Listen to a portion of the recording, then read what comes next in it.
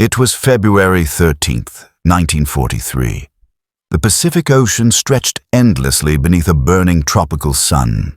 The air was heavy with salt and tension as American task forces prepared for another brutal phase of the Pacific War. The Guadalcanal campaign had just ended, a costly but decisive victory for the United States. Yet, even in triumph, the U.S. Navy knew one truth. Japan was far from defeated. In the vast skies of the Pacific, air superiority meant survival. For months, Japanese Zero fighters had ruled those skies. Their light, agile design made them almost untouchable during the early stages of the war. American pilots often described them as ghosts, fast, silent, and deadly. But by 1943, that dominance was about to be challenged by a new kind of beast, a machine built not for grace, but for raw power and fury. Its name was the F4U Corsair. The Corsair was unlike anything Japan had faced before, a gull-winged monster powered by the Pratt and Whitney R2800 double wasp engine. It could climb faster, dive harder, and fly quicker than any Zero. To the Japanese, it would soon become a terrifying new symbol of American air power. As the sun set over Espiritu Santo airfield, American mechanics worked under floodlights, preparing the first combat-ready Corsairs for deployment with the Marine squadrons. Their glossy blue surfaces gleamed under the Pacific night. Each pilot who saw the Corsair for the first time knew this aircraft wasn't elegant. It was brutal, and that was exactly what the war demanded. The first missions began in February 1943, when Marine Fighter Squadron VMF 124 launched from Henderson Field on Guadalcanal. It was the first time the Corsair would meet the feared Mitsubishi, a 6M0 in combat. The morning sky was quiet, just after dawn. The sound of engines broke the stillness. The deep, thunderous growl of 18 Corsairs climbing into formation.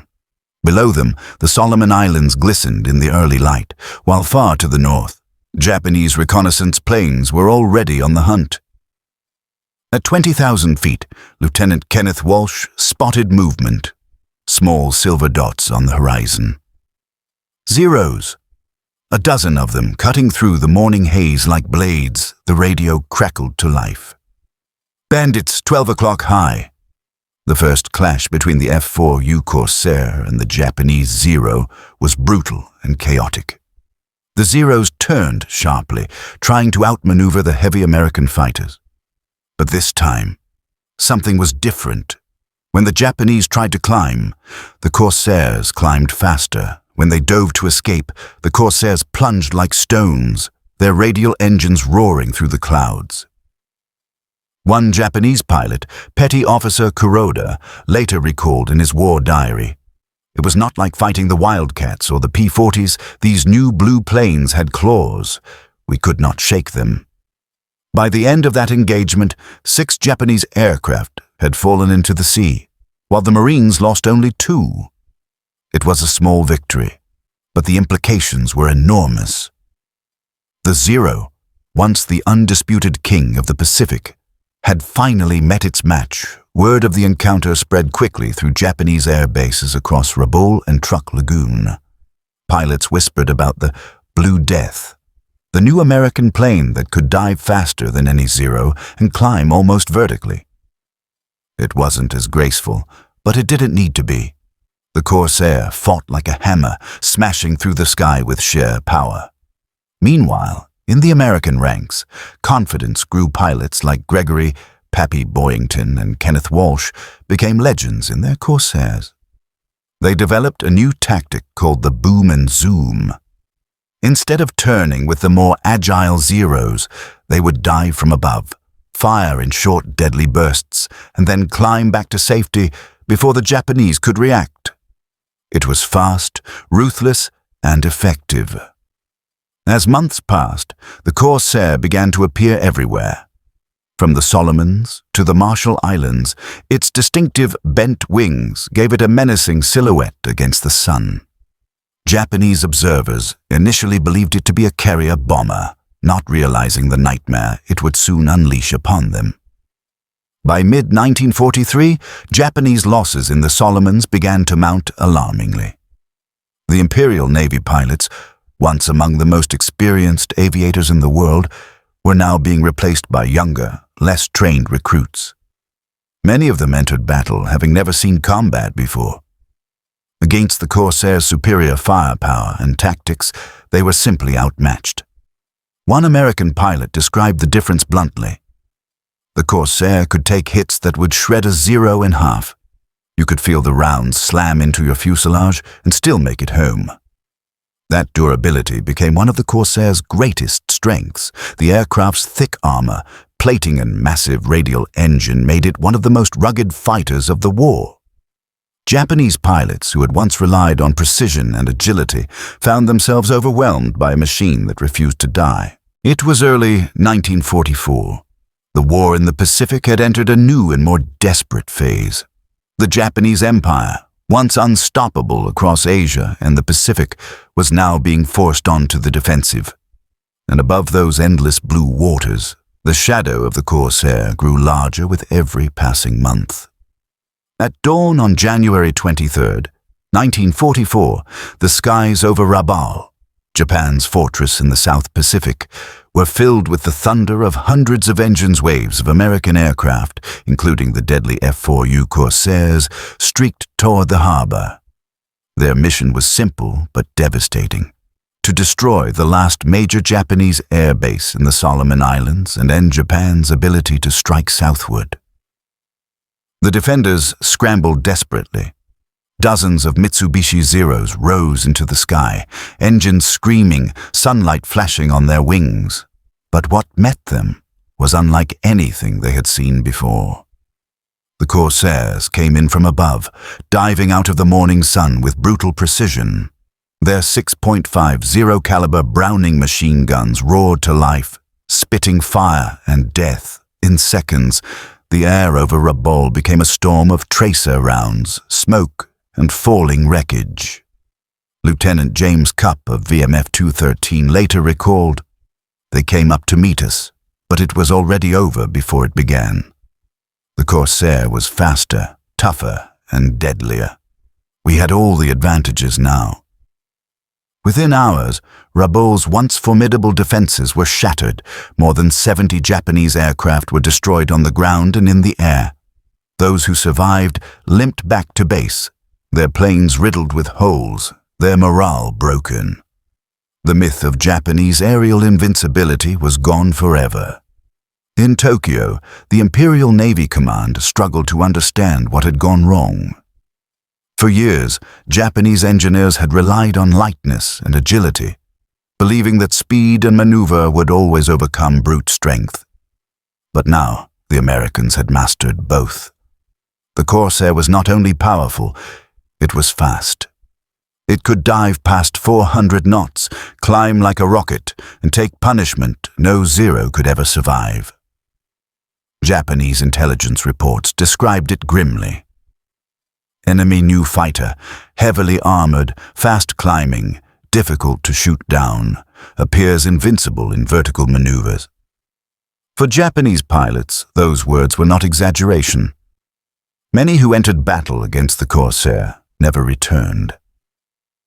By mid-1944, the Corsair had fully transitioned from land-based operations to carrier combat. Its early landing problems had been solved with small but crucial modifications: raised pilot seats, extended tail wheels, and improved approach training. Now, Corsairs roared off the decks of America's Essex-class carriers, bringing their fury directly to Japan's outer defenses. The Pacific sky belonged to them in the Marshalls, in the Carolines, and over the turquoise lagoons of Truk. The Corsairs became the hunters. Their prey, the remaining air wings of the Imperial Japanese Navy. And for the first time since Pearl Harbor, it was Japan's turn to bleed. On February 16, 1944, the Corsairs joined in Operation Hailstone, the massive assault on Truk Lagoon, the so-called Gibraltar of the Pacific. The attack was relentless. Hundreds of Japanese ships and aircraft burned under the onslaught. Corsairs strafed airfields, tore through supply depots, and hunted fleeing bombers over the reefs. When the smoke cleared, Truk was no longer a fortress. It was a graveyard. A Japanese officer who witnessed the devastation wrote in his diary, "The enemy fighters came down like hawks. The sky was full of them, blue wings glinting in the sun. Our planes burned on the runways. There was nothing we could do." The Corsair had become the symbol of American vengeance. By mid-1944, the psychological effect was undeniable. Japanese pilots dreaded facing the whistling death, as they had come to call it, a nickname born from the unique sound of its air intake during dives. The haunting whistle announced doom before the guns ever fired. It was a sound they would never forget. Meanwhile, American pilots had turned the Corsair into an art form. Ace pilots like Pappy Boyington and Ira Kepford racked up kills at an astonishing rate.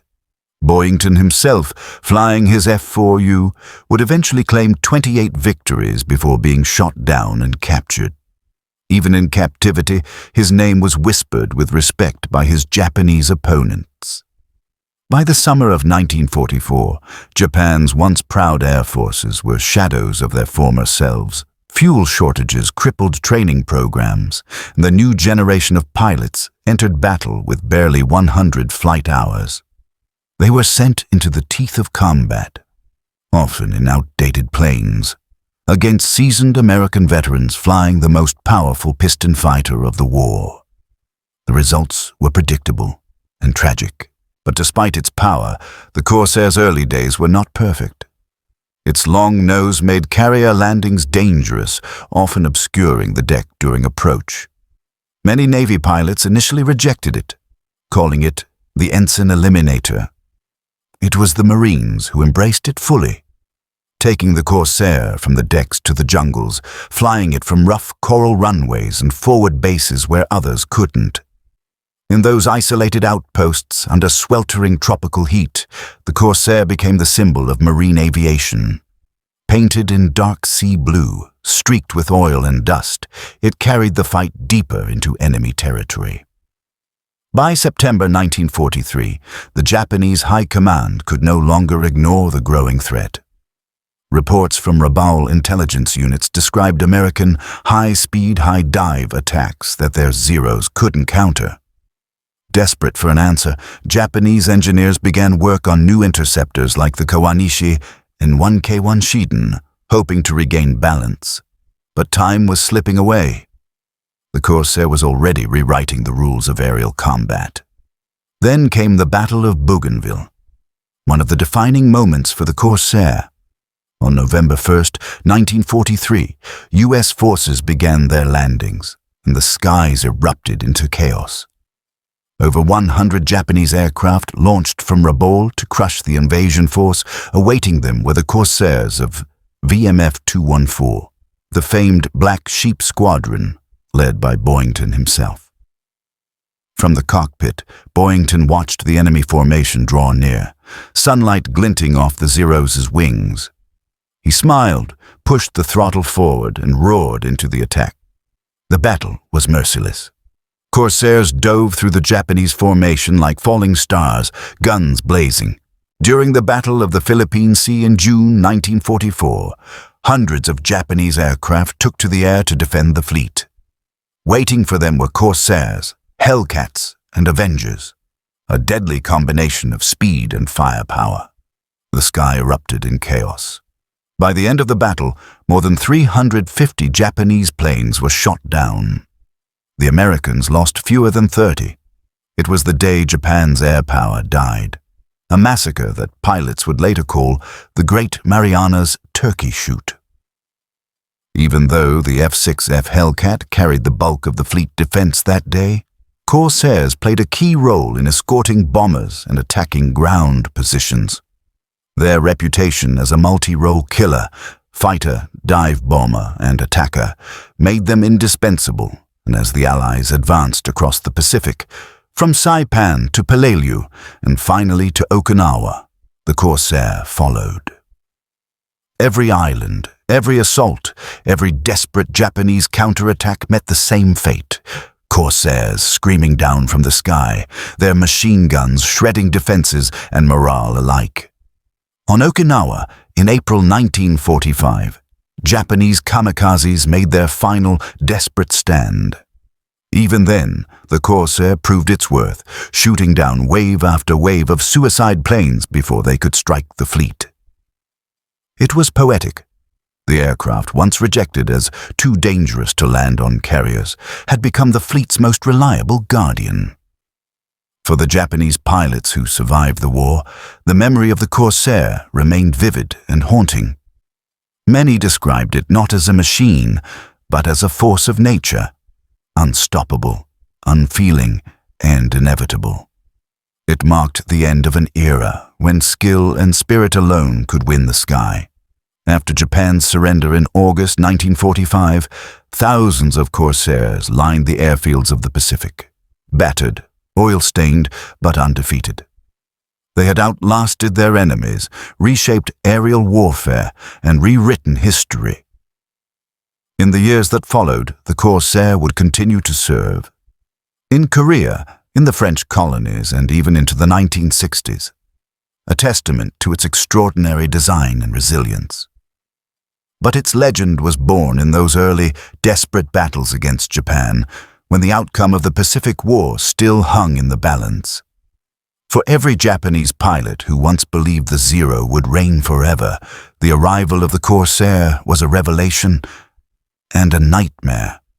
A machine that embodied everything America had become in that war, powerful, relentless, and unstoppable.